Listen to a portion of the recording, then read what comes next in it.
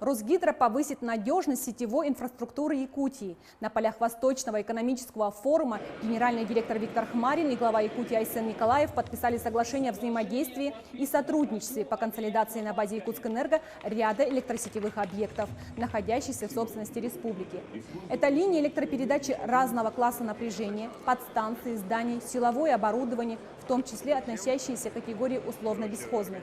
Хотел бы отметить, что это итог многолетней работы ПАО «Якутскэнерго» и правительства Республики Саха-Якутия. Хотел бы также отметить, что мы много лет по договору с Министерством имущественных и земельных отношений Республики Саха-Якутия эксплуатируем эти электросетевые объекты.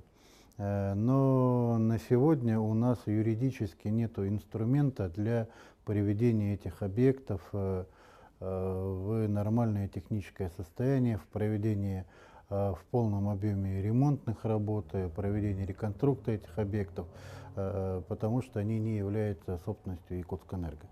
И соглашение, которое было подписано на полях Восточного экономического форума, как раз таки предписывает передачу этих объектов из государственной собственности Республики Саха-Якутия на баланс ПАО «Якутскэнерго». Кроме того, в рамках форума было объявлено, что группа Росгидро инвестирует более 370 миллиардов рублей в развитие электроэнергетики Дальнего Востока. В частности, в Якутии планируется построить вторую очередь Якутской ГРЭС-2 и ввести новые энергоблоки на Нюрнбергской ГРЭС для электрификации восточного полигона российских железных дорог.